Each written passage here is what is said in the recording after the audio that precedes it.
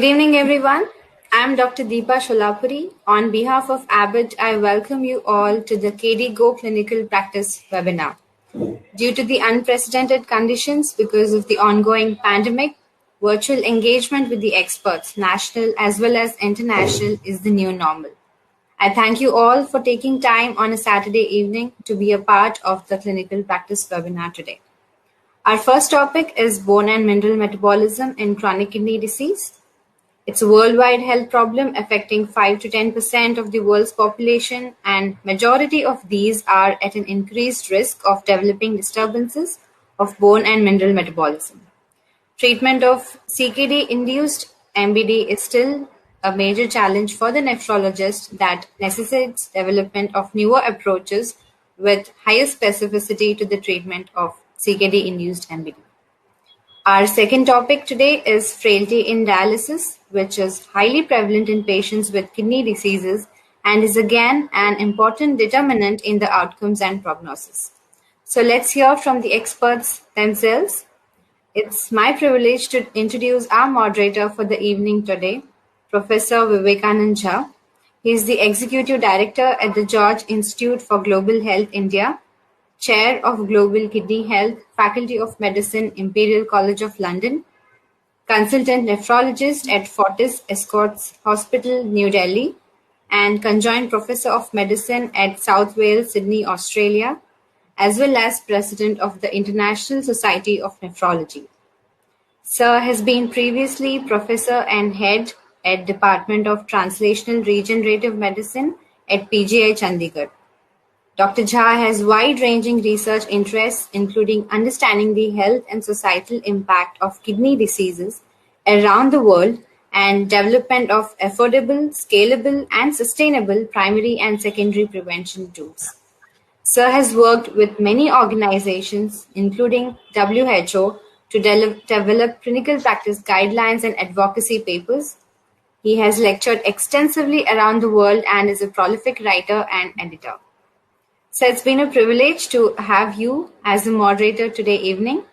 I request you to take this session ahead and introduce our international faculty for today's discussion.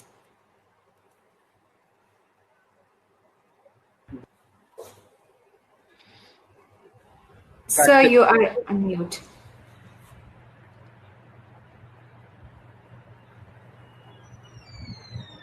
Sorry. I wasn't muted. Can you hear me? Yes, sir. Yes. So, welcome, good evening, and welcome everybody to this KDIGO Clinical Practice webinar. As you just heard, we are in unprecedented times, and it's not possible to meet face-to-face, but it really gives me great pleasure to welcome two eminent clinician scientists from North America and United Kingdom, and it's a special pleasure because both of them are very good friends. Mm-hmm. Our first speaker is Dr. Rukshana Shroff, who is a consultant pediatric nephrologist at the Great Ormond Street Hospital in London, with special interest on managing children with chronic kidney disease and those who are on dialysis. She has had an extensive record of research around bone and mineral metabolism disorders in children with chronic kidney disease, both using clinical tools as well as tools in her research lab. Dr. Shroff did her basic medical training in India, in Bombay, before going over to UK and developing a very, very successful career as a clinician scientist. Her current research focus, as I said, is on mineral and bone disorders, as well as cardiovascular disease in children with chronic kidney disease, with a particular emphasis on identifying and reducing the burden of modifiable risk factors in dialysis patients. She also has been very active in supporting Indian pediatric nephrologists through a number of the capacity building programs of International Society of Nephrology, such as fellowship programs and sister renal centers programs. She has supervised a number of PhD students and master's students, and I'm sure you will enjoy her talk on bone and mineral metabolism in chronic kidney disease. What did we know in 2020? Now, next, I'm really very pleased to introduce to you Professor Kirsten Johansen, who is the Director and Division Chief of Nephrology at Hennepin County Medical Center and Hennepin Healthcare. She is also the co-director of Chronic Disease Research Group. She is on the editorial board of a number of journals. Her expertise in a number of areas are well known, which really is a focus on people, again, with chronic kidney disease, especially those who receive home-based therapies, as well as in-center dialysis treatments. She is going to tell us about this new concept which has emerged over the last few years, and we are slowly recognizing it as being important not only for eventual outcomes, but also how patients perceive it, which is the issue of frailty, and we will learn why is it important and how do we manage it. So it's my pleasure to, first of all, welcome Dr. Rukshana Shroff and invite her to present her topic.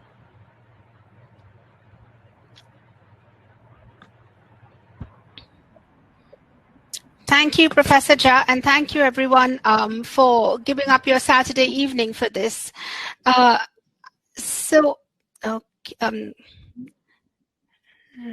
Okay, let's start. Can you see and hear my slide? Can you see my slides? Can you hear me? Yeah? Okay. Thank you. Thank you. Okay. So to start with my disclosures, I have lectured for a few scientific committees, at many scientific committees, and for a few industry-sponsored studies. Importantly, I was a KDIGO executive member and on the committee of the CKD-MBD guideline. I also have worked with the European Society and the ERADTA group on CKD-MBD guidelines as well. What I can pass you today is we are going to stay COVID-free. I think nobody's discussed anything else for a long, long time. So let's take a little wee break from that and focus on other issues that we've been dealing with for many years. What I'd like to do in this talk today is to recap the CKD-MBD guideline from the KDIGO. This is, as you know, about 3 or 4 years old now. I'd like to present to you and discuss the most debated statements in this guideline. I am a pediatric nephrologist, so I'd briefly tell you about special considerations for children with CKD.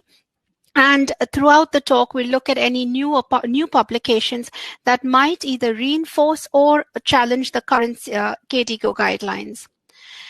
So just very briefly in this update, as you know, knowledge changes and it changes fast and guidelines have to keep pace. So the original KDIGO guideline that came out in 2009 had evidence and literature, a literature search until the end of 2016. From there onwards, it took almost a year to get the guidelines together and ready and presented.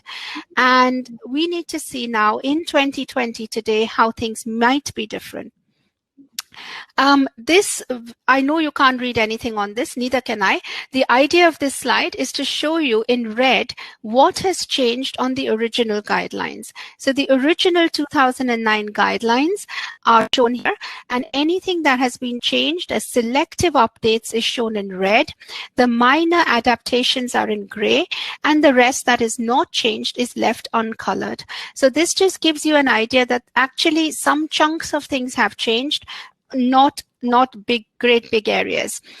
Our guideline committee consisted of all of the people listed here and an evidence review team led by the Johns Hopkins University. So what did we debate and what did we talk about? We talked about bone mineral density testing, either by DEXA or biopsy, phosphate control in several different aspects, whether it was normal or towards the normal range, and whether calcium-containing binders should be used or thrown away forever. We also talked at length about PTH control in pre-dialysis CKD, as well as on dialysis. And I know one of the most controversial things, and I'm virtually attacked at every conference asking why KDIGO selected this 2 to 9 times upper limit of normal for its PTH range. So let's look at some of this now. One of the first things is about CKD-MBD testing. And just to say, throughout my talk, all the current statements from the 2017 guideline are shown in green, and the older guideline from 2009 is grayed out here. The reason I keep both is because I want you to see, and I will highlight to you what has changed over time. So here in the testing for CKD-MBD, what we do recommend now is that patients with CKD stages 3A to 5D, as in dialysis, with evidence of CKD-MBD or a risk factor for osteoporosis, should have bone mineral density testing to assess fracture risk. If this will impact treatment decisions. And this last bit of the sentence is important. If results impact treatment decisions. So in other words, do not routinely do a DEXA on anyone. Do not routinely do an X-ray on anyone in an attempt to assess their BMD. Do it only if your results will impact treatment decisions. And similarly, the next follow-on statement talks about a bone biopsy. Once again, if the knowledge of the type of renal osteodystrophy will impact treatment decisions. The reason these guidelines have come about and the motivation for this change is that there have been 4 new prospective studies that have shown a benefit of DEXA measurement of BMD in its prediction of new fracture. And also over the years, there's been a growing experience of osteoporosis medications, of the anti-resorptive therapies, and also the recognition of a low BMD and a high fracture risk. So with this, on this single slide, you see a meta-analysis. And very, very clearly, on the left-hand side of the forest plot, on your left-hand side of the forest plot, you will see that a low BMD is distinctly and clearly associated with a fracture risk. So with this in mind, only do a DEXA, or if you're suspecting that you might need treatment to alter the BMD. Moving on from there, let's talk about serum phosphate. So first of all, measuring serum phosphate and interpreting it. So the guideline 4.1 talks about in patients with CKD 3A to 5D, treatment of CKD-MBD should be based on serial assessment of phosphate, calcium, and PTH considered together. This statement is not graded, but there are 2 very, very important parts of it. One is do not jump on a single level, look at serial assessment. And the second is consider phosphate, calcium, and PTH together. The reason for these recommendations come from come from this paper by Jeff Block in CJSON. So here in over 26,000 prevalent dialysis patients, they grouped the patients into 30 types using an average calcium, phosphate, and PTH level. And in this table here, in very, very small letters, you can see that they've looked at calcium, phosphate, and PTH, and the permutations and combinations of these in terms of each one being high, normal, or low. And in the forest plot towards your right, you see that the worst or the highest lethality and the highest risk comes in patients who have a high calcium and a high phosphate. And clearly these patients have more likely have been had long-term CKD, perhaps not adequate dialysis, perhaps long-standing dialysis or poor compliance. But the high calcium and high phosphate together are the highest risk group.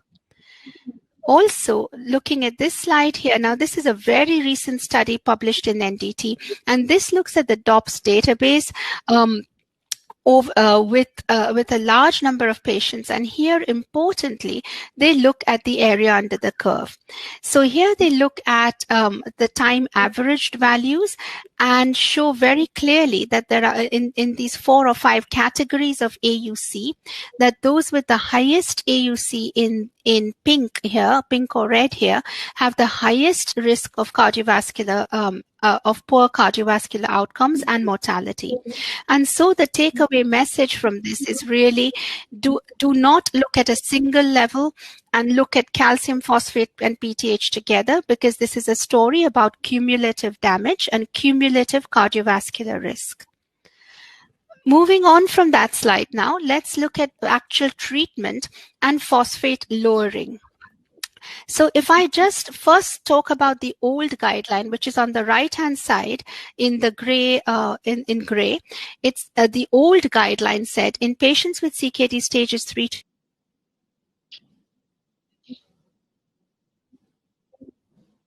that's the evidence there was that told us about high phosphate being a vascular toxin, being detrimental to health, and of course the vascular calcification that we want to avoid is hydroxyapatite, which is a calcium and phosphate crystal.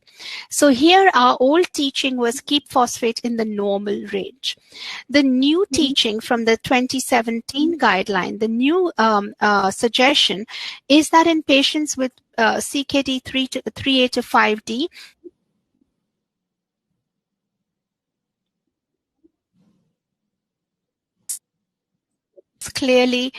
clearly implies you don't have to target normal range. Even somewhere near normal is good enough. And the reason for this this change in practice is that there's an absence of data that demonstrates efforts to maintain normal phosphate levels is of any benefit. And in fact, there might actually be safety concerns associated with phosphate binder therapy in early CKD, so pre-dialysis CKD. And therefore, your treatment should target overt hyperphosphatemia. These data come from, and that early preventive treatment of hyperphosphatemia is not supported.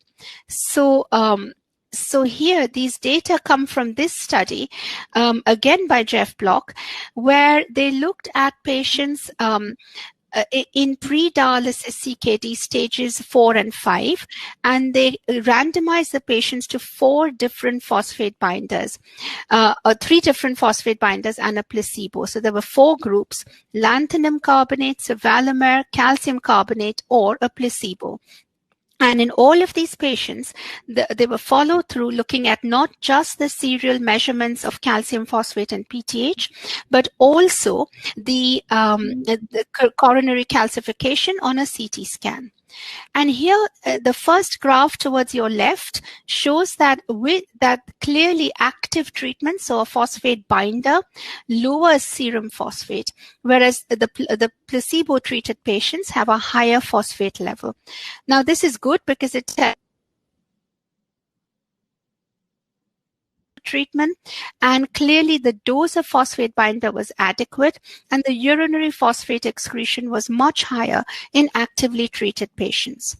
So despite a good dose of binders and active treatment, when we look at the coronary calcification, we see that in fact patients on lanthanum and sevelamer have increased coronary calcification, and those on calcium carbonate have a significant increase in coronary calcification during the study period, whereas placebo-treated patients do not change their calcification score. So this is a really important finding, because we don't want to just focus on biochemical measures. The much more important sort of end organ damage or the consequences of it is far more important. And on the basis of these data and the fact that even in the calcium-free phosphate binder group, there's increased calcification, has led to this suggestion that phosphate binders should not be used in early CKD.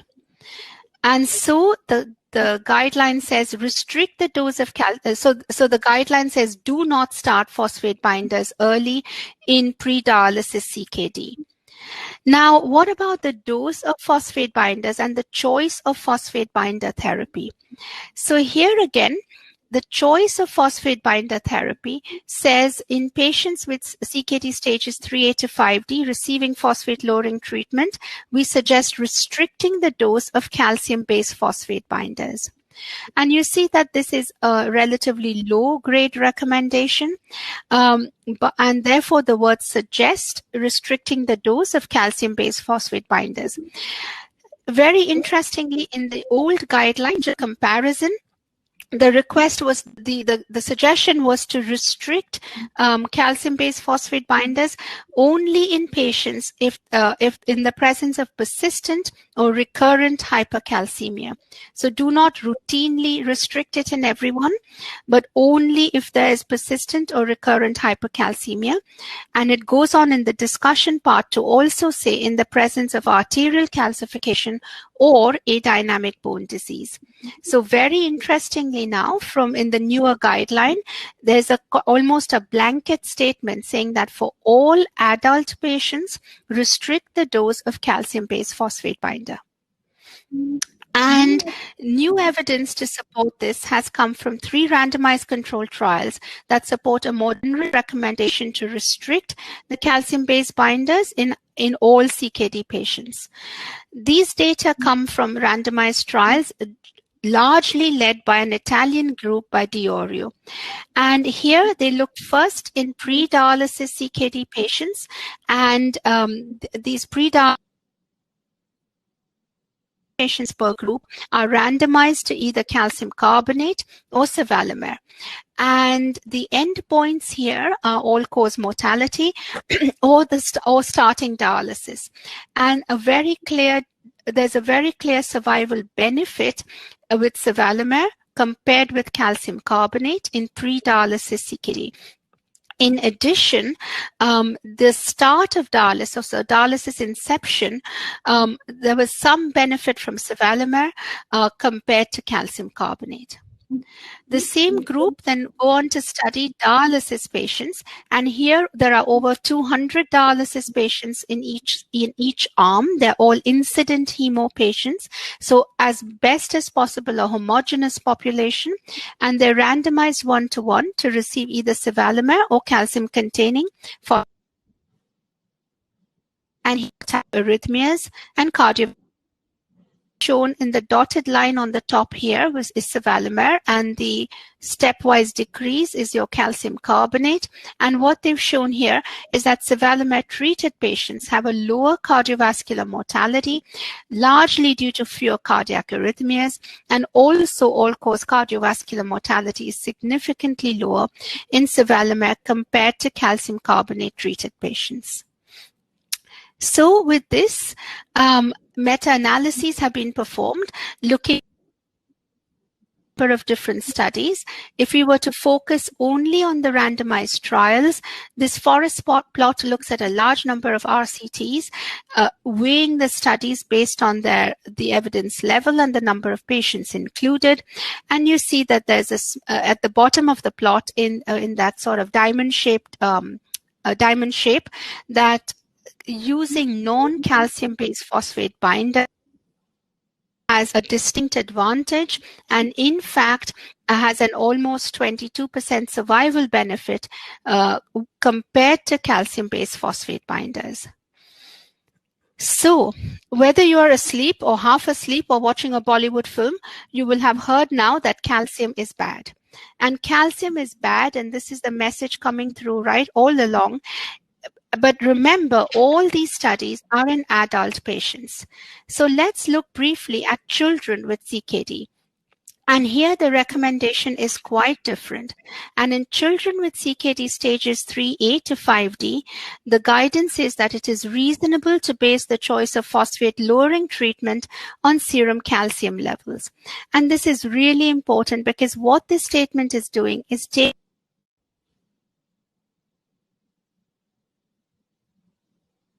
need a growing skeleton. Bone needs calcium. And we know that as one ages over time, the skeleton accumulates calcium and reaches what is called the peak bone mass in the late 20s or even 30 years of age. And thereafter, the bone mass decreases and declines over time. In the dotted line at the sort of towards the bottom of this graph, it says that suboptimal lifestyle factors can or a low calcium intake can in fact lead to an earlier onset of osteoporosis and a low bone mass. Similarly, we know that if the peak bone mass is not achieved, for a decline in peak bone mass, for every 10% decrease, there's a 50% increased risk of fracture. So keeping this in mind, other studies have also supported the need for higher calcium. Here, a tibial, this QCT is a peripheral quantitative CT scan, which gives 3D images of the bone. In this study, they've performed tibial PQCT scans in over 170 young children and young adults, and shown in this baseline analysis that the PQCT is strongly linked with serum calcium, 25-hydroxyvitamin D, and inversely associated with 125D and PTH.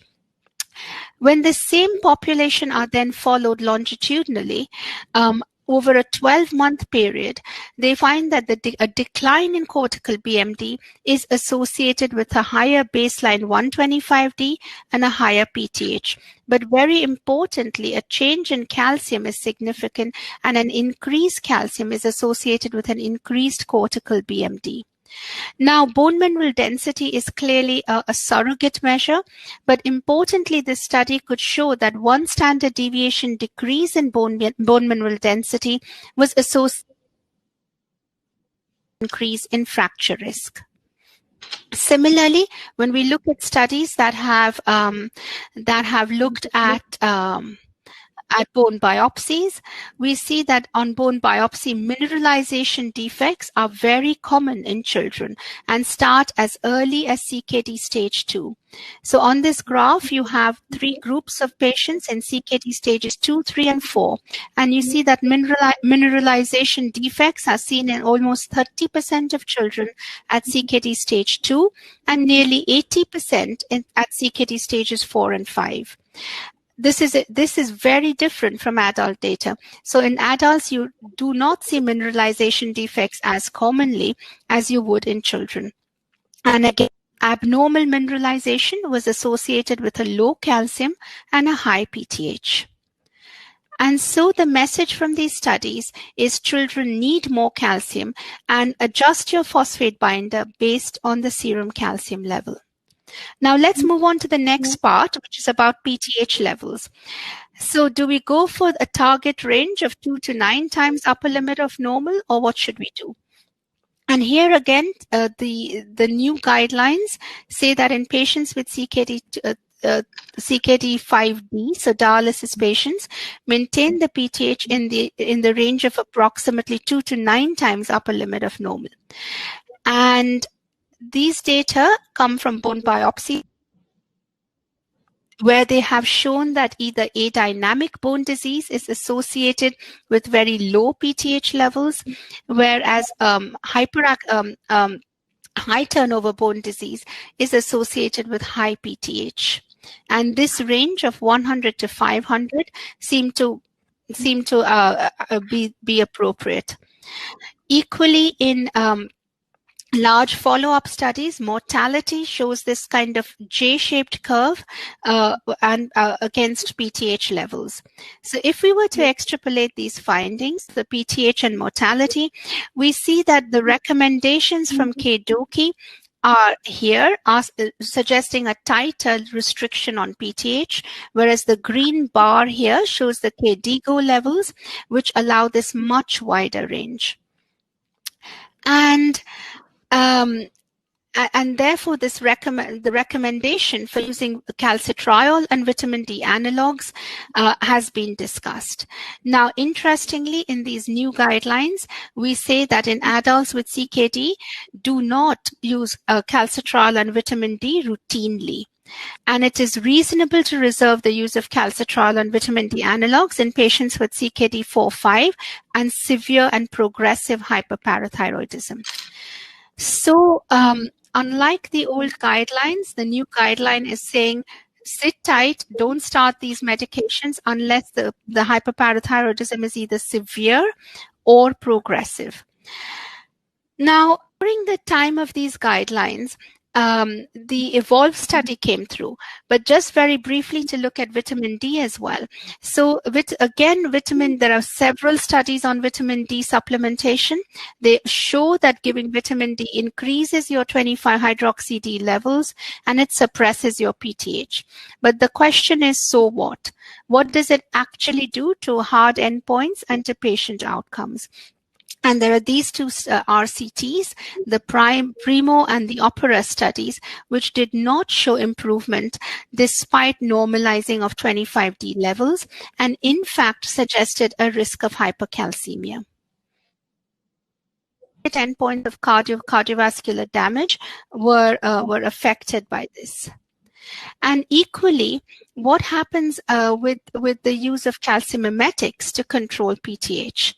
So here in this guideline, it says in patients with CKD stage 5D requiring PTH lowering therapy, we suggest using either calcimimetics, calcitriol, or vitamin D analogs, or a combination of these as required. So now remember, this is in 5D or dialysis. The previous one was in pre-dialysis patients. And these recommendations you will see have a very low grade of 2B. So it's only a suggestion. It's not a strong recommendation. And equally, you see that it is not very different from the old recommendation from 2009. And very importantly, this is unchanged even after the EVOLVE trial. So you will all know about the EVOLVE trial. It was one of the largest randomized trials in nephrology, perhaps, with over 5,000 to either placebo or cinacalcet. And despite this huge study, and it's showing here in this single graph that actually cinacalcet lowers PTH levels and has a sustained lowering of PTH even up to 5 years, the end point of cardiovascular outcomes was not reached. And here, on primary analyses, there is no difference in survival, and on secondary analyses, which is basically the adjusted analyses, once again there is a small difference in the two study arms. But this study has suffered a number of, despite many efforts, has suffered a number of protocol violations. So there was a high rate of dropout that was related mainly to trial fatigue and in the cinacalcet arm to the GI side effects. More patients in the calcet group dropped out because of adverse effects. And then in the patients who were not on cinacalcet but placebo, 20% of them actually started commercially available cinacalcet and had to be withdrawn from the study. So it's very ironic. The patients who got cinacalcet didn't take it, wanted it, and started it. And sadly, despite trying to have a good randomization, there was a 1-year difference in age, and this was perhaps the most potent predictor of death or cardiovascular events. So this study did show, however, that in patients with severe unremitting hyperparathyroidism, there is a significant benefit with cinacalcet. But given the lack of any data onto primary endpoints, the suggestion is, despite the EVOLVE trial, we cannot change. We can recommend strongly as a good way, as the way forward to manage hyperparathyroidism. You will all know that in the last few years, a compound similar to cinacalcet, etylcalcetide, which is used in intravenously in hemodialysis patients, has become available. And there are a number of studies and real-world data across many countries on this now. And here it shows, these graphs show two different studies, and shows throughout them that actually there's a good PTH lowering effect with well-controlled calcium. There are no sudden drops or hypocalcemia, which is a risk, and phosphate levels and alkaline phosphatase are well maintained. Also, with alpha-calcidol and hemodialysis patients, further studies, including this study by the J. David investigators, have not found a benefit. This is a Japanese study not showing a benefit of alpha-calcidol in hemo patients without secondary hyperparathyroidism. In HD patient, I will move on from here. So just very briefly, in children. So in children, as you have heard, they need more calcium, and therefore it is appropriate and recommended to give them calcitriol and vitamin D analogs to maintain their serum calcium levels in an age-appropriate range. And calcium is necessary for these growing bones. So to quickly summarize what I have said, we can go through each of these statements, but if you look at it just very, very broadly, calcium is bad in adult patients. Be careful with the use of calcium-containing medications or medications like vitamin D, which will increase calcium. In children, calcium is required. And again, focus on calcium, phosphate, and PTH taken together and over a time period, because this signifies cumulative injury and damage. And this is the summary of all the recommendations we went through. You can follow all our guidelines. They're all available open access on through Kidney International or on the KDIGO website. And I will look forward to questions at the end of the webinar. Thank you. Thank you, Dr. Shroff, for summarizing the updated KDIGO guidelines on bone and mineral disorder management so succinctly. This is a clinical practice webinar, so it's really helpful to understand from an expert such as yourself on how exactly to apply these guidelines in real-life clinical practice. There have been a few questions coming in already. Please keep sending them in. We will take them up at the end of this webinar in a common Q&A session. But right for now, it's my pleasure to invite Professor Kirsten Johansen to tell us all about frailty in dialysis, why is it important, and what can we do about it. Professor Johansen, please. Thank you. Thank you, Dr. Jha, and thank you to KDIGO for inviting me to give this presentation. And as Dr. Shroff said, thank you for giving up your Saturday evening to be here.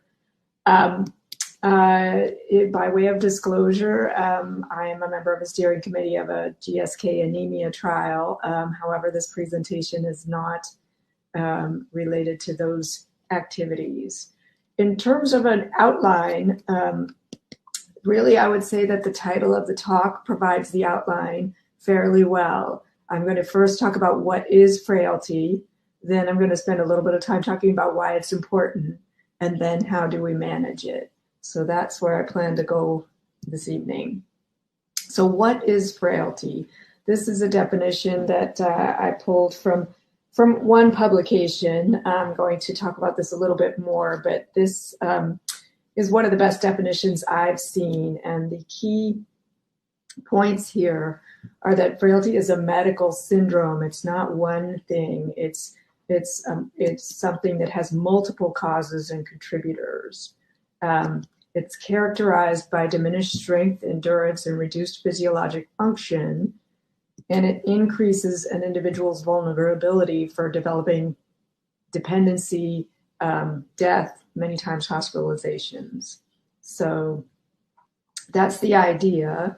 If we want to try to delve in a little bit more and try to figure out if we can come up with an operational definition, that has been quite tricky, but there's been a substantial amount of research, particularly in the geriatric community on this.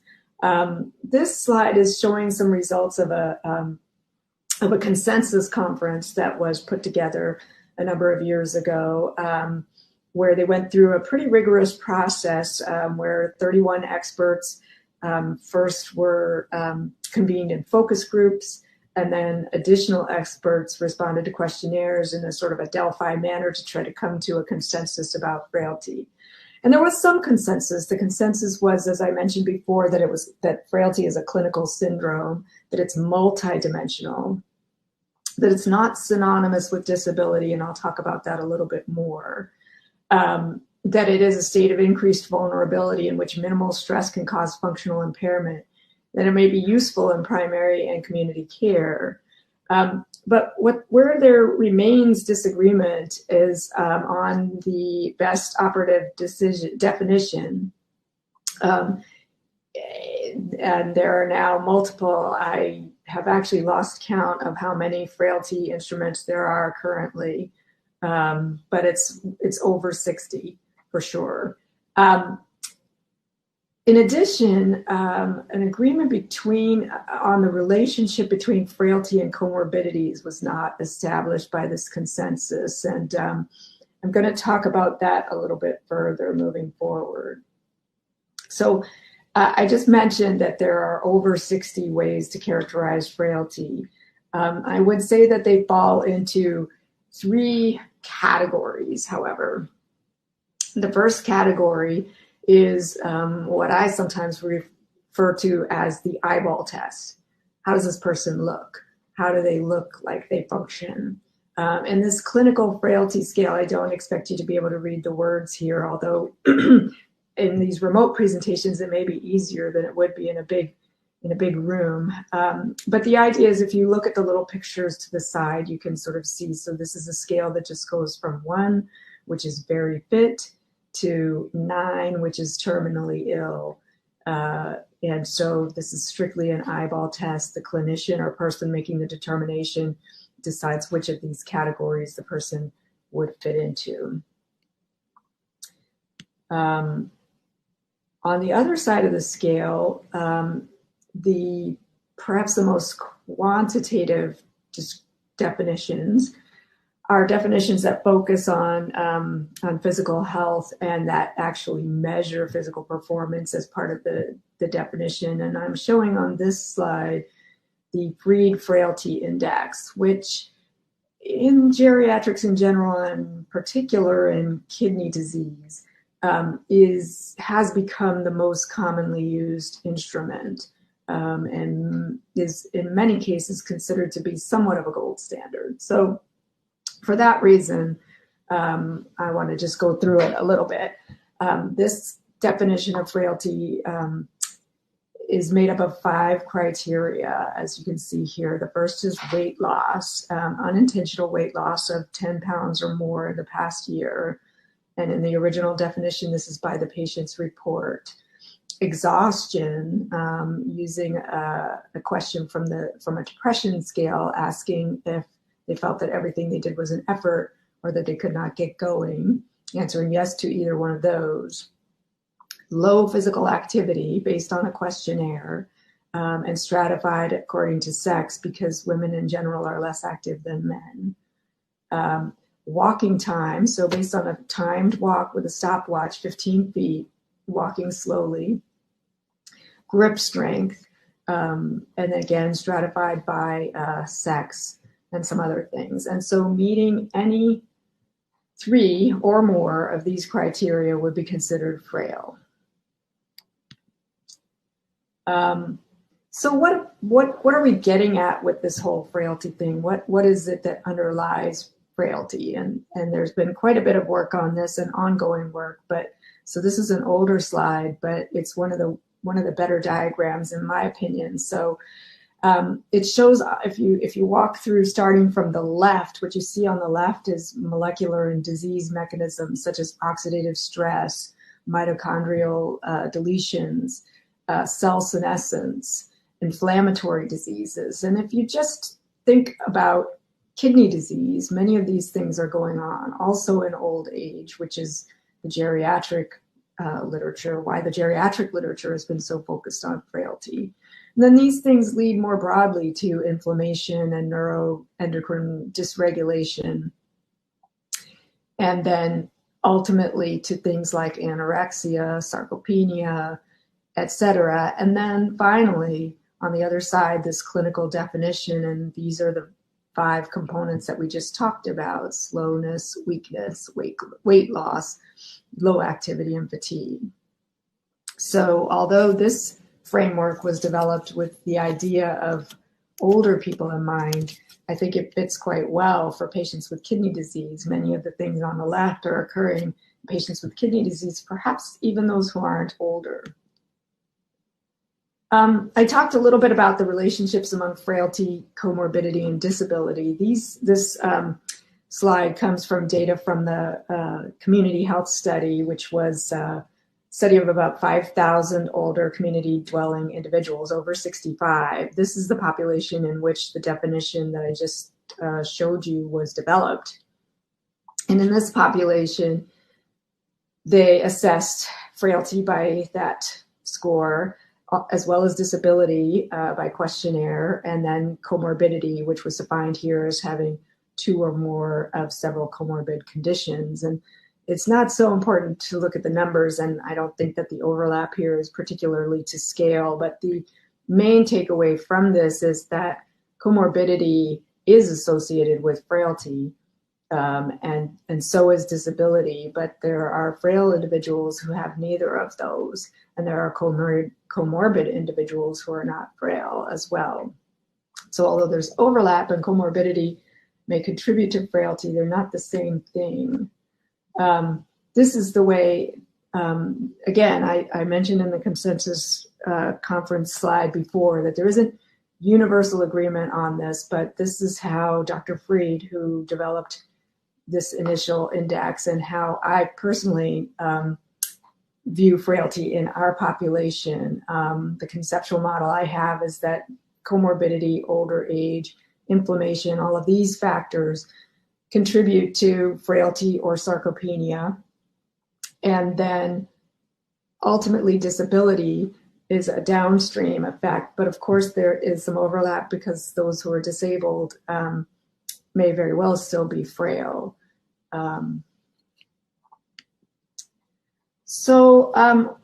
You know, I'm going to move a little bit to why is frailty important. First of all, it's been associated with survival quite strongly. This slide, again, is from that original study in community dwelling elders. And there are actually 3 lines here rather than 2. And the top line is those who are not frail. The bottom line is those who are frail, 3 or more criteria. And in the middle, they actually had an intermediate frail group who met 1 or 2 criteria, but not 3. So a clear gradient in survival among those groups. The reason why I put this box here was to remind me as well to talk about the numbers here. So in terms of frailty, what you can see if you were to do the math is that approximately 7% of this population was frail. So these were community dwelling elders, 65 years or older, approximately 7% frailty prevalence. And in terms of the clinical significance, again, from this same study, following these patients, they weren't patients, these individuals out for 3 years, what they found was that even in adjusted analyses, if you want to look on the right-hand side, even adjusting for other factors like comorbidities, frailty was associated with incident falls, with worsening mobility, with worsening ADL disability, hospitalization, and death. So it was associated with many bad outcomes in these community dwelling elders. So what about kidney disease? After all, we're here to talk about patients with kidney disease. What is the prevalence of frailty in those individuals?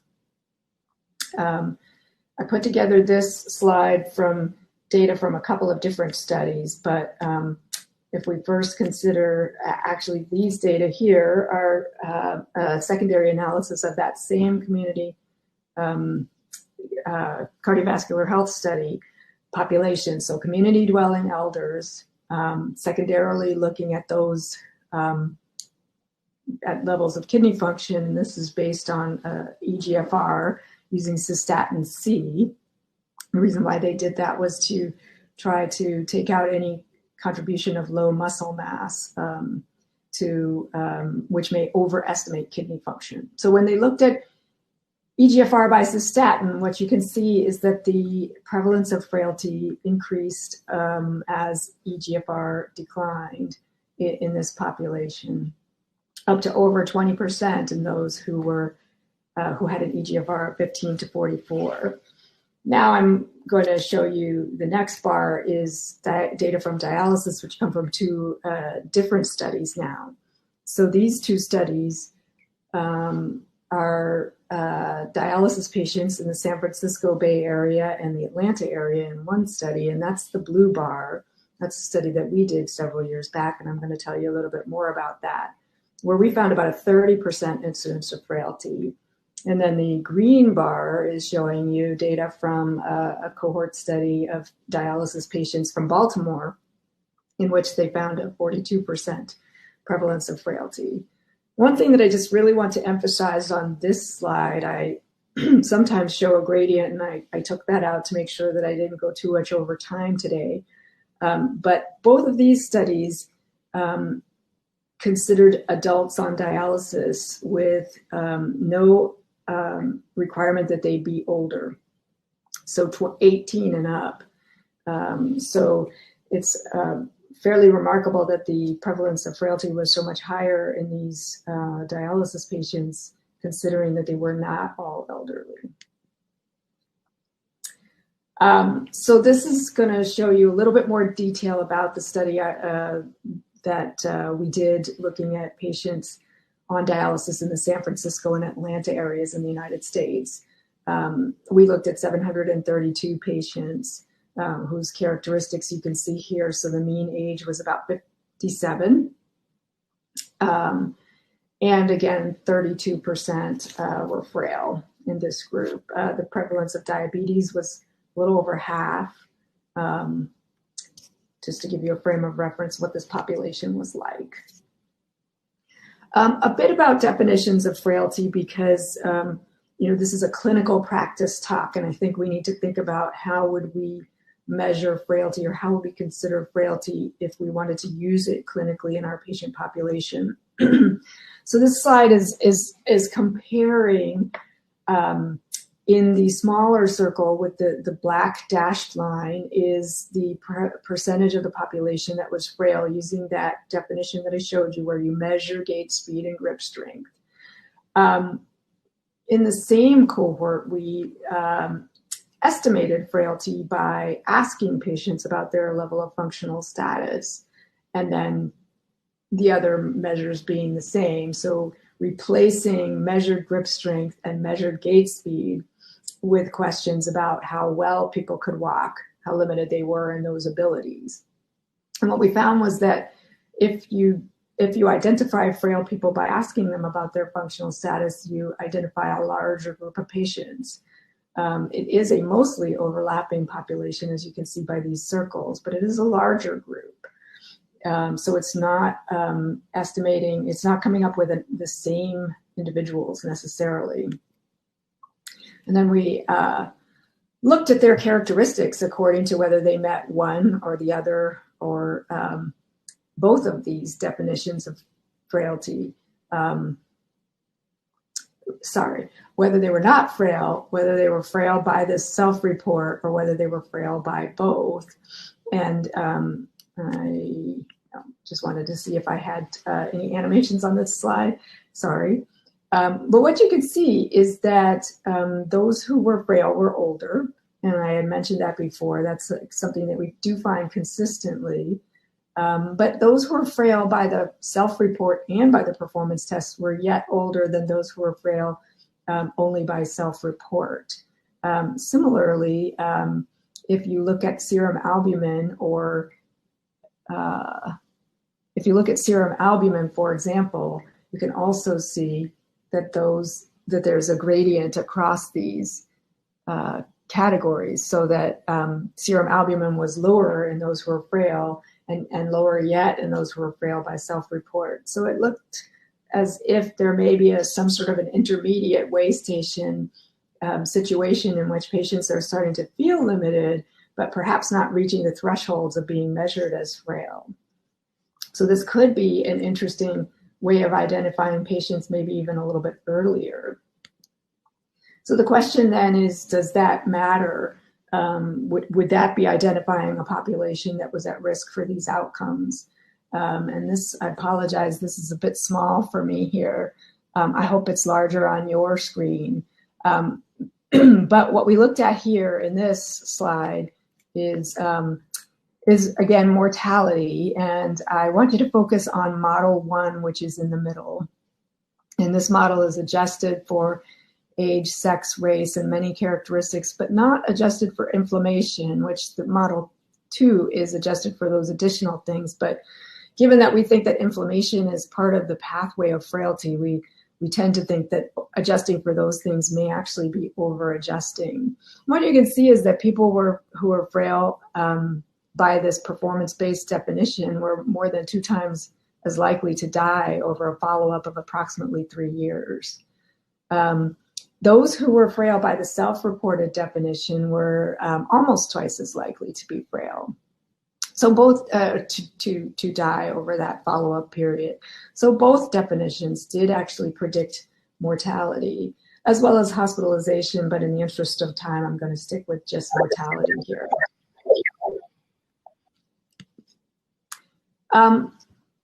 So mortality is certainly important. It's certainly important to patients and clinicians. But I submit to you that frailty itself may be important regardless of whether it's a marker of mortality. And we have some evidence to support this. You probably are familiar with the Standard Outcomes in Nephrology initiative. They have undertaken a series of studies in different populations with chronic kidney disease, the first of which was hemodialysis patients, in which they follow these steps, systematic review, and then focus groups with patients, caregivers, and healthcare providers, then a Delphi survey to come to some consensus, and then eventually a workshop to consider core outcomes and important metrics for these patient populations. And this, I took this from their website. It comes out a bit light here. But in any case, when they did this, when they went through this process with hemodialysis patients, they came up with core outcomes, and then key secondary outcomes, and then less important tertiary outcomes. And number 1 is the core outcomes, in which fatigue was the number 1 of all, across all of them. And then it is a little difficult to see here, and I'm constantly wanting to use my cursor, but my understanding is if I do that, you won't see it. But if you do look at these number 2 here, if you're able to see them, ability to travel, ability to work, mobility are key in these. So patients and caregivers considered mobility, fatigue, to be extremely important to them. Oh, that's weird. It's kind of showing up a little bit behind now, but at least it's advancing. One thing that I wanted to point out as we move into thinking about what can we do about frailty, the first question is, can we do anything about frailty? Is it modifiable, or is it a static thing? Is it once you're frail, that's too bad, but you're done? And the answer to that is no. The short answer is no. But this slide is intended to try to convince you of that a little bit more carefully. So what we looked at trajectory of frailty over time. So what we did was we looked at dialysis patients from that earlier cohort study that I mentioned. And we assessed frailty at baseline, at 12 months, and at 24 months. So 3 time periods assessing frailty. And in this particular graph, what we're looking at is the number of components, the number of criteria that patients met over time.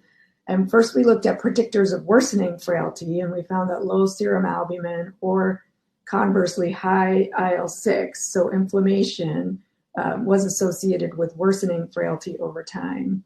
So also hospitalization in the prior year was associated with development of frailty in the upcoming year. But this graph on the right is a little bit of an unusual way of looking at it, I suppose. But what it's intended to show is what happened over time. And so on the, you can't see the cursor, on the x-axis is the number of criteria met at baseline, and then on the y-axis is 12 months. And so anything, no change would be the diagonal line across with the white, and anything below that line would represent improvement over time. Anything above that line would indicate worsening. So what you can see is a lot of people did stay the same. There are a lot of people, and the size of these circles is proportional to the number of individuals in each of these spots on the grid. So what you can see is that a lot of people did stay the same. Some people died. The y-axis has died up at the top, and those who were frail were more likely to die, as I had mentioned before. But after you consider the ones who died and the ones who stayed the same, there were a fair number who worsened and who improved. In fact, about a third, almost a third in each category, and approximately the same number worsened as improved. So they did not all stay the same. There were some who improved spontaneously, and there were many who worsened. So we know then that it is at least possible for people to get better from frailty, and some of them do it on their own. But what could we potentially do to shift that towards more people improving, fewer people declining? And I would submit to you that one of the best things we may have is exercise. This is just a cartoon to think about why exercise might be beneficial here. If the boxes are showing things that can go wrong, or things that happen with lack of exercise or lack of physical activity, higher risk of hypertension and diabetes, and some of the things that we already see in our patient population, and worsening insulin resistance among those who have those things, inflammation, oxidative stress, which we talked about. And then on the other side, on the right-hand side, the consequences in terms of physical function are decreased fitness, muscle mass, physical performance, all the things we talked about, and then ultimately potentially increasing mortality. But exercise has the potential to improve on many of those things. Thinking about it maybe another way in terms of dialysis patients, on the left-hand side here is the vicious cycle of physical inactivity. So you start with physical inactivity, you end up with deconditioning and decreased muscle mass, poor physical function, then frailty, sarcopenia, disability. And you can go round and round this circle, but if you take that arrow over to from physical inactivity to exercise, what you can do is increase your strength and fitness, improve function, hopefully avoid disability, and lead to eventually increased survival. Different types of exercise can target different specific deficits, though. So I just wanted to briefly review this. This may be familiar to a lot of you, but aerobic exercise is such as brisk walking or jogging, etc., are better for improving cardiorespiratory fitness or exercise capacity, whereas resistance exercise or strength training is better for increasing muscle strength. In addition, for certain populations, balance and flexibility exercises can be quite beneficial. But we're going to focus mostly on aerobic and resistance exercise. There have been many studies in the CKD and dialysis population. And so rather than going through very many of them, what I decided to do was show you this meta-analysis that came out a few years back, looking at, in this case, interventions to address exercise capacity. And it's broken down by, I believe it's transplant, CKD at the top, dialysis, and transplant at the bottom, the three groupings. And the majority of the studies have been done in the dialysis population. That's still true. But what you can see is on the left is favoring exercise and on the right is favoring control. And what you can see is that there's a very clear, especially in the dialysis population where there's a lot of data that can be combined, a very clear improvement in exercise capacity with exercise training. This slide is looking at strength training interventions. There haven't been as many of those as there have been aerobic exercise interventions, but nevertheless the same situation, which is that for all these populations, and particularly strongly for dialysis patients, their strength training improves muscle strength in this population. There's really only one study that I know of that is particularly targeting frailty rather than exercise capacity or muscle strength, which are related to frailty but not the same thing. So I just put this slide up here to show that this is a study, this is a diagram of a study that is now ongoing, so I don't have results to show you, but the plan here is specifically to test and identify patients who are frail and then randomly assign them to an exercise intervention or not. So we will someday have specific data on whether exercise improves frailty in the dialysis population, but we have a lot of data that it improves exercise capacity and muscle strength right now. This is a slide that's not from a dialysis population at all. It's actually a very, very old study, one of the earliest ones, one of the things that inspired me personally to think about this in our patient population. It's a study of 100 nursing home residents who were all over 80 with a mean age of 87, and the intervention was high intensity progressive resistance exercise training, sometimes done in the bed, but high intensity based on the percentage of their maximum strength. 94% of these octogenarians completed the study, and these slides are just showing you on the left what happened to their muscle strength. There were 4 groups. The 2 group bars on the left are the exercising groups. The 2 bars on the right are the ones that did not. And what you can see is these patients increase their strength by 100 to 150%. The right bar is showing a different outcome, but we'll just leave it at that in the interest of time.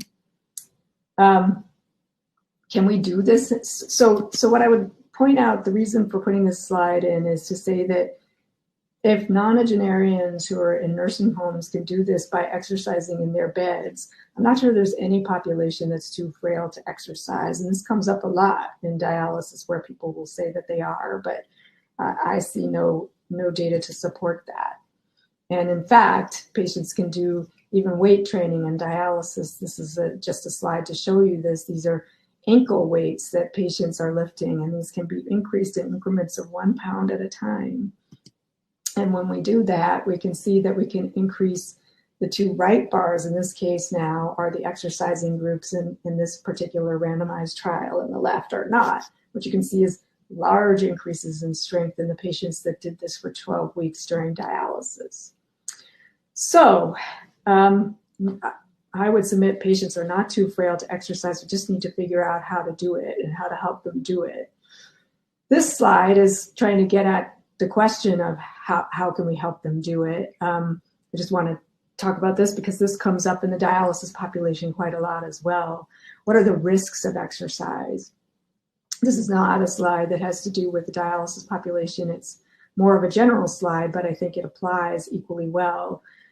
The green bar is showing the benefits of exercise, and the red bar is looking at risks. And what the slide is showing is the intensity of exercise is increasing across from green, from just merely physical activity to, in the yellow, more moderate intensity activity to high level vigorous activity, sports training on the right. And what you can see in this slide, and we do have some data that I didn't put in here because I wanted to make sure I stayed as close to on time as possible in this slide, but in the general population and also in dialysis, it appears that large benefits in terms of survival are accrued with small changes in activity, with moderate, with walking, etc. And so this green line goes up fairly steeply in the beginning, and then begins to level off. Whereas the opposite happens with harms of exercise, with musculoskeletal injuries and other things, is that at low intensity exercise, if it's begun carefully and starting at the level where the patient is and increasing gradually, very few injuries and problems. And those problems happen far more when people are doing more vigorous activity. So our patients mostly start very much on the left-hand side of this slide. So if we can just get them a little bit more active than they are, they may benefit quite a lot in terms of mortality and functional status, with fairly low risk of bad events. Oops, excuse me. This pyramid here is to just get you, I hope, thinking a little bit about how we could do this in our patient population. And so it sort of goes from the least burdensome to the clinician to the most burdensome or the most hands-on at the top.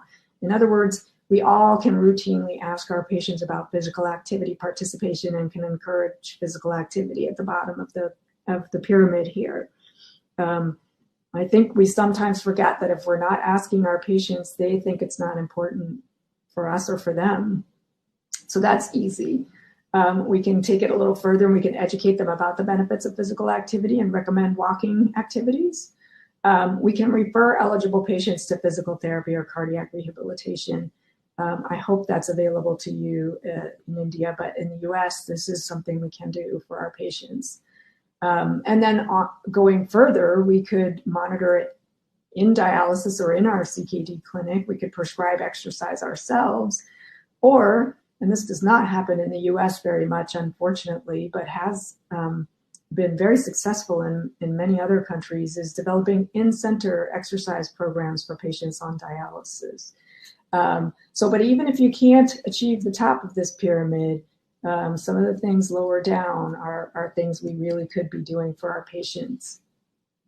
Here's a little algorithm that I made to think about initiating exercise interventions. And what I hope is, in contrast to some of these diagrams we see about pathophysiology or other algorithms, this is a simple algorithm, very simple. Two real questions. One, is there a contraindication to exercise? If so, don't recommend that they exercise. If not, are they able to walk independently? If not, refer to a physical therapist. If so, recommend that they gradually increase their walking. Simple algorithm. So with that, I'm going to summarize and wrap it up here so that we can have a little bit of discussion. I want to just remind you, frailty is a syndrome in which individuals are vulnerable to stressors. It's more common among patients with CKD than community-dwelling elders, and the prevalence increases as function declines, but it's equally associated with bad outcomes in the CKD population. Exercise has the potential to improve frailty, and few patients are too frail to exercise. I will leave it at that. Thank you very much. Thank you so much, Kirsten, for explaining that relatively new concept in a very simple and accessible manner, true to the spirit of this clinical practice webinar, because that is what we want our colleagues to go back home with. So now we enter this most exciting part of the Q&A session. We have had a series of questions pouring in. I've shared a few of them with you. What I'm going to do is to group some of those questions because they have a common theme and maybe put them to you either to Dr. Shroff or to Dr. Johansen.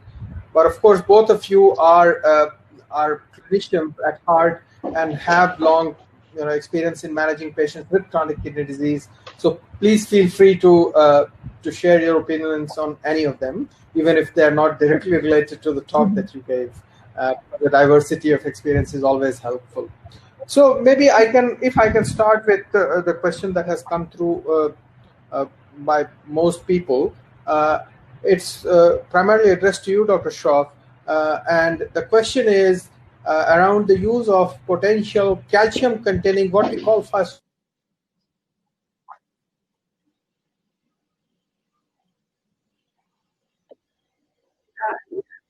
I can't hear you, Vivek. You're frozen. He's just frozen. I wonder if he could. How do you? So did I drop out for? Vivek, we couldn't hear your question. Yeah, it looks like I dropped out for a while. So the question is, how do you manage a patient with chronic kidney disease, maybe stage 3B, 4, or even going on to 5, who has hypocalcemia, may have some degree of hypercalcemia, and the serum IPTH level is not beyond the dreaded 9 times upper limit of normal?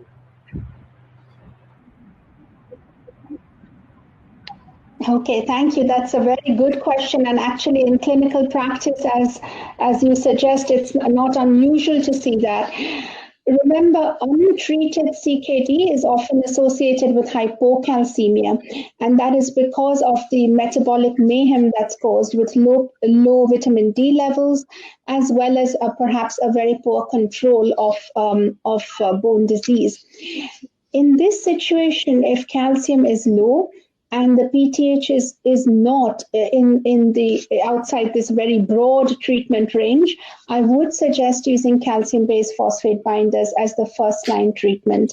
So calcium also is important for the bones. Too much is clearly bad, but it is important for bones. So my suggestion in this situation would be to use a calcium-based phosphate binder in the first instance, and also perhaps using a native vitamin D supplement, so cholecalciferol or ergocalciferol if there's a deficiency of this, and adding an active vitamin D only at a later stage.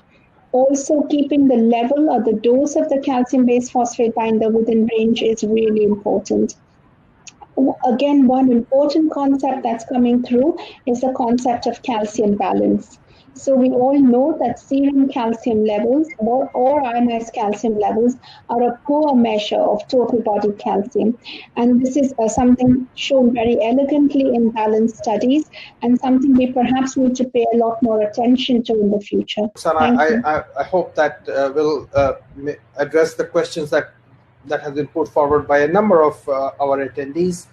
But I guess if I could just make a supplement there, is that you are not suggesting that we chase the serum phosphorus levels, even if we are using the calcium-containing agent, which is supposed to be a phosphate binder, but in this case, not necessarily trying to bring the phosphate level back to normal, as you had suggested during your talk. It would hopefully do both things. So here you want the phosphate binder, the calcium-based phosphate binder will give back some calcium to the patient and absorb calcium. The absorption, of course, depends on vitamin D levels, but it would be between 25 and 40%, depending on the binder you use. The second thing is, of course, the calcium-based binder would reduce serum phosphate as well. There are other international recommendations, including the UK-based NICE recommendations. I know it's come under a lot of fire, but actually it has a good substance to say that calcium-based phosphate binders can be used as first-line treatment. And particularly in this situation, they should be used as first-line treatment. The second question, given your pediatric expertise, is around management of MBD in children, use of various compounds, and there is a special mention of atelectide in children. Thank you. So in pediatric practice, again, if your mantra is the growing bone needs calcium, and of course, prevention from an early stage is important, keeping these two principles in mind, for children, unless they are hypercalcemic, calcium-based phosphate binders are definitely the first line of treatment. And using a native vitamin D supplement, As CKD progresses, you will need to add in either alpha-calcidol or calcitriol, again to keep calcium absorption good and serum calcium levels adequate. So the bottom line here is aim for normal calcium levels in these children and avoid hyperphosphatemia. And with ethyl-calcetide, randomized a study is ongoing now. So the initial pharmacokinetic studies have been done and published in children. Ethyl-calcetide is shown to be safe, and now a long-term trial is going on. Again, you'll be interested to know that given the lessons we've learned after the cinacalcet study, the ethyl-calcetide study in the clinical trial is very, very heavily focused on preventing hypocalcemia, because this can be dangerous in children. So hopefully we can come back to you with more information. Just one more question to you. Thank you. You in the very initial part of your talk, you mentioned about restricting measurement of bone mineral density only when a treatment decision is likely to change the course of the subject. How do you make that judgment when a treatment decision is likely to change the course of that subject, so that you go on and order the bone mineral density measurement? That's a good point. I guess here what we're saying is don't just routinely measure it every year for the sake of measuring it. If you think you're going to use anything, I would say beyond the usual pharmacopoeia of binders and vitamin D and or cinacalcet, and if you're considering a bisphosphonate or an anti-resorptive treatment, then measure bone mineral density and even a bone biopsy. If I can just press you a little bit on that, what is your indication for using anti-resorptive therapy? Yes, in this. In CKD? In CKD or dialysis patients. So again, the old teaching was do not use bisphosphonates or anti-resorptives when the GFR is low. I think there have been a few studies now looking into this in more detail. And really, if indeed you find that with routine treatment it is not helping, cautiously these drugs can be used. I would like to, Vivek, I'd like to also ask Kirsten for her experience with this. You perhaps have a lot, use this more Kirsten, often your than opinion I would on need to any use it. or all of these questions? I maybe take the last one. I don't have much to add really to any of them, of course. You just asked the expert. I'll make one comment, I guess, that you didn't ask first, and then maybe get to that. I was thinking about it when we were coming to this meeting about these two talks, and they seem so different, but there is actually some overlap here, right? There really is. Exercise is useful for bone density as well, for one thing. For another, when we do consider the risks of exercise in CKD patients, particularly dialysis patients, I really didn't emphasize this so much in this particular talk, but strength training, it's very, very important to start low and progress very slowly and incrementally, because one risk that we've not seen in our exercise studies, but we've seen clinically, is tendon rupture is a big issue. And this happens in patients with advanced CKD-MBD. Their tendons become fairly brittle and calcified. So anyway, that wasn't even a question you asked me. Your question was actually about the resorptive agents, or anti-resorptive agents. We have used bisphosphonates some. There are some data that at lower doses they can be used, and I think with success. So I would agree with what Dr. Shroff said. And bone density is, although imperfect, she showed data to suggest that it is associated with the same outcomes, and it's the best that we really have that's clinically available, easily clinically available now, so it's what we use. Thank you. So, Kirsten, if we come to the specific questions around the topic of frailty, so you did describe the frailty scores, and you said there are lots of them out there. What are the best scores, in your opinion, for clinical use? You did say that there was an eyeball test, for example, just like the surprise question, to decide whether a patient is going to live long or not. And then, and then you have other scores that can be used for research.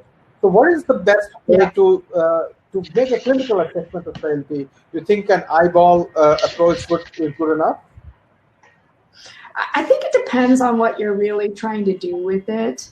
I think that the eyeball test is good and is predictive of mortality. There have been some studies, and I didn't show them, even in the dialysis population, that just asking clinicians doesn't always agree with what you get when you do a more formal assessment. So if the eyeball test is going to be used, there may need to be a little bit of training there. What I would say is there's been a lot of discussion around frailty use in transplant candidacy. And in that arena, there's been a lot of skepticism about an eyeball test or something that would not be objective because that could be gamed, so to speak. And in that setting, there are some who feel that objective measures like gait speed and grip strength may be important.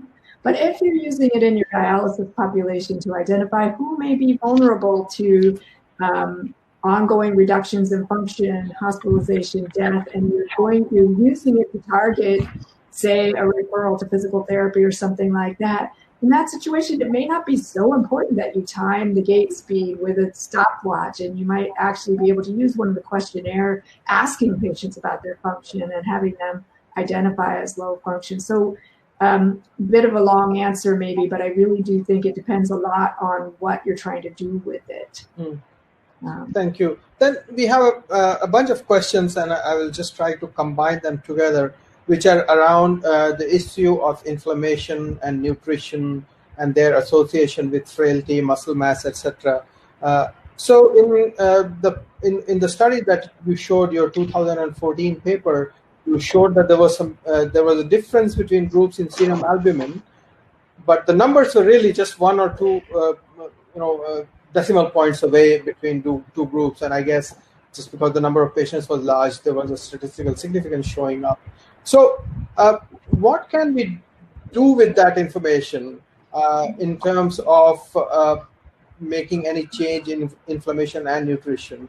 Of course, exercise you have described as a very clear intervention, but is there anything else that we can do to change this paradigm? Yeah, good question. First, I'll just comment. You're right, the differences in albumin were relatively small. But in that particular study, that was per 1 point difference in the frailty scores. That actually wasn't the difference between people who were and were not frail. If we had broken it that way, we would have actually seen a bigger difference. It's more like 0.3. So that's the first comment, is that albumin is fairly strongly associated with frailty. The second is really is the age-old question that I think we've always struggled with. Albumin is one of the strongest predictors we have of mortality and bad outcomes in patients on dialysis, but how do we address it? Frailty is a little bit that way too.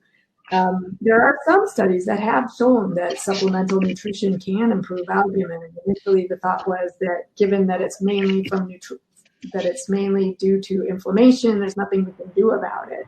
There have been some studies out of, particularly from France, showing some benefit to nutritional interventions. So nutrition on dialysis or supplements off dialysis may be helpful. We don't actually have data yet to know whether they help with frailty. We need more data about that.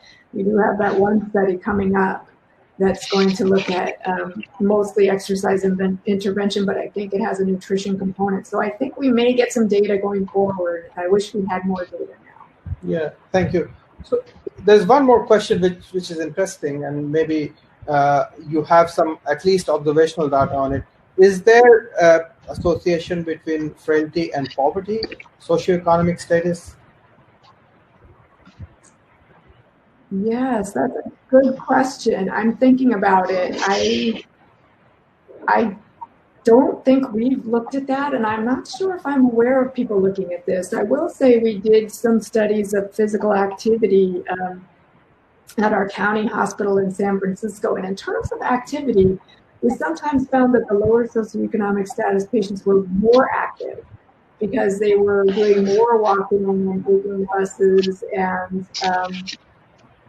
and even in jobs that were more active. So in terms of physical activity, it doesn't always follow in our population the way you might expect, although physical activity on a population level in the US, actually I don't know. The short answer is I don't know, but from physical activity, we don't see that association. Thanks. So maybe just one follow-up question on that is that most of the studies of frailty right now are in patients with relatively advanced stages of chronic kidney disease, including patients on dialysis. So is there any understanding of its progression in patients with earlier stages of CKD alongside the progression of kidney disease itself? And have any interventions being tested or are currently being tested that can reduce the progression of frailty in these patients as they progress through the severe stages of chronic kidney disease? Yes, really good question. I do know of one study that tried to examine that and really did find quite a bit of difficulty doing it. The frail patients really had trouble coming in so it was an interesting intervention looking at the components of frailty and then actually targeting each one. So those who had low activity were encouraged to exercise, those who had fatigue, etc. And there was also a nutritional component to that one for those who had lost weight and other things. And the problem that they really ran into was that the patients who were frail actually had difficulty coming in for the appointments, died, and it was quite difficult to do. And the takeaway was that we probably should think for those types of things about maybe intervening in that quote unquote pre-frail stage. So when they have a few components, but maybe don't even fully meet the frailty criterion. So maybe we should really be targeting preventing the frailty in that setup. And the reason why I think it's been a little easier for us to study dialysis patients, even though I completely agree that's the end of the road, et cetera, but they do come in for their treatments, and that is a place where we can get to them. So it is quite a bit harder in the non-dialysis setting when people have tried it.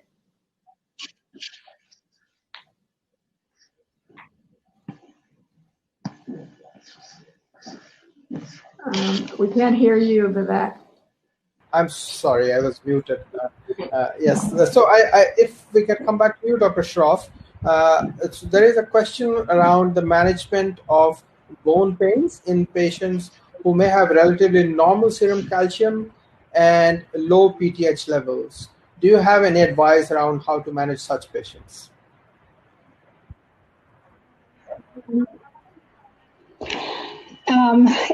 Interesting, and in a very short answer, no, I don't. In a slightly longer answer, you're not allowed yes. You're not allowed no as an answer. This is a clinical practice webinar. You have to follow. Okay, so I would ensure we keep calcium, phosphate, PTH, all the rest normal. Our patients can fracture even at a higher BMD and can get stress fractures or hairline fractures. I would check for fractures even if there isn't a very obvious major an indication of any significant trauma. I would also try and differentiate carefully between bone and muscle pain. And this is because people on dialysis often have more muscular pains and cramps as opposed to true bone pain.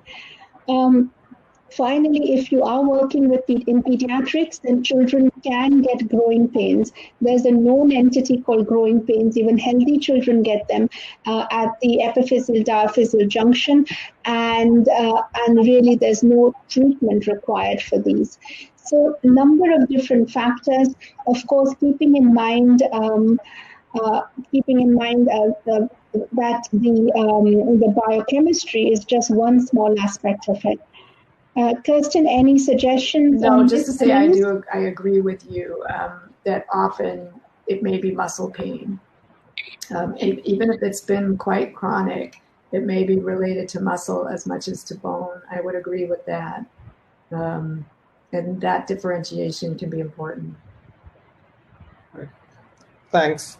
I guess one of the important points that you made, Dr. Shroff, in your talk was to make sure that we look at serial assessment of values and not necessarily change treatment at a single abnormal value, and consider calcium, phosphorus, and PTH levels together while deciding treatment change, rather than just looking at one parameter and making any alteration in treatment. Why do you think that's so important?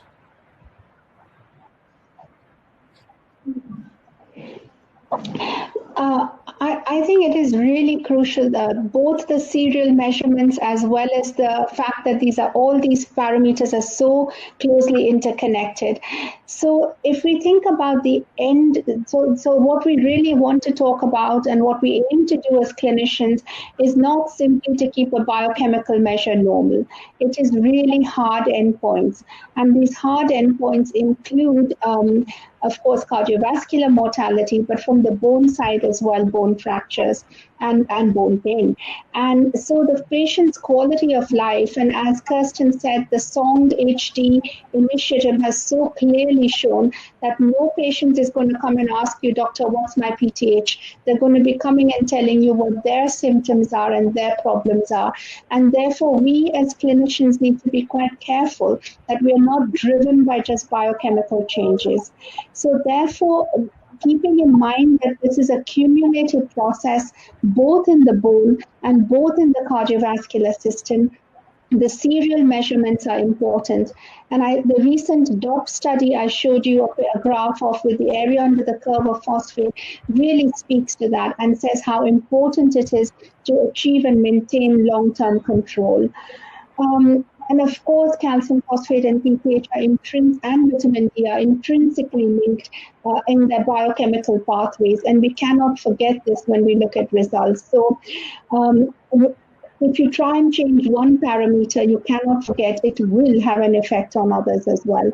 And that is exactly where, for example, if you're chasing a high phosphate level, you need to think, what is it going to do to the calcium, and accordingly adjust your phosphate binder. I'm amen to that. The point is that we don't treat the report, we treat the patient. That's really important. And since you mentioned the SONG outcome, I know we are coming to the end of our time. Just that related question to you, Kirsten, about what we are understanding now, what patients feel through these SONG studies. And has there been any data to suggest the association with frailty and the core outcomes that the SONG HD found to be most important, for example, fatigue and washout, etc.? Well, yes. The answer is yes. Essentially, that exhaustion question is pretty close to a fatigue question. So really, fatigue is one of the 5 criteria in that particular definition of frailty. I didn't show you data, but the frailty score is good because there is some association among them. So physical activity and fatigue, there are data to suggest that actually, that those who are more active do actually have less fatigue. But they're not so strongly related that they don't have independent predictive ability, each one. And that's been shown in the dialysis population. So first of all, yes, fatigue is pretty much one of the questions. Secondly, yes, there's a clear association, an inverse association between fatigue and physical activity. One thing that's difficult with all of these things is understanding which direction the causality may go there. I honestly don't know whether physical activity keeps you from being fatigued or whether fatigue keeps you from being active. I think it's both, to be honest, but we definitely need better studies to be able to show that. Thank you. I guess the message in terms of intervention is for us to make sure that our patients remain physically active, and we need to give them this message right from early days when we are managing. We do. Yeah. And yes, and I think the important thing to tell them is that that doesn't mean they have to be jogging 3 miles. It just means walking a little bit more. And I often avoid the word exercise with some of the less functional patients and instead say activity, because exercise even can be scary. Thanks, Kirsten. On that note, we have been in front of our computer screens for an hour and a half, so we need to get up and go out for a walk. So I will hand ourselves back to the team from Abbott, to Dr. Deepa Sholapuri, to close out the session. Thank you, Dr. Jha. That has been an excellent moderation for you. You've been patiently taking all the questions from all the nephrologists that have logged in today. Thank you, Dr. Shroff. Let me begin with you first. It's been an enlightening session, and thank you for emphasizing on the interdependency of serum calcium, phosphate, and PTH for clinical therapeutic decision-making, as well as the harm that excess exposure to calcium in adults may cause. Dr. Johansen, thank you for spending your Saturday morning with us and especially emphasizing on exercise in the context of end-stage kidney disease. And Dr. Jha, thank you again for your excellent moderation and taking more than 30 questions. It's been a pleasure and privilege to have you as our speakers today. And on behalf of Abbott, I would like to thank all the participants for being a part of today's clinical practice webinar. We have had more than 1,000 nephrologists logged in today with us, and we have already been receiving very positive feedback that the session has been excellent, informative, and very helpful with newer insights, and they are looking forward to more such discussions. Before we conclude, I would request Dr. Rukshana first to say a few concluding remarks.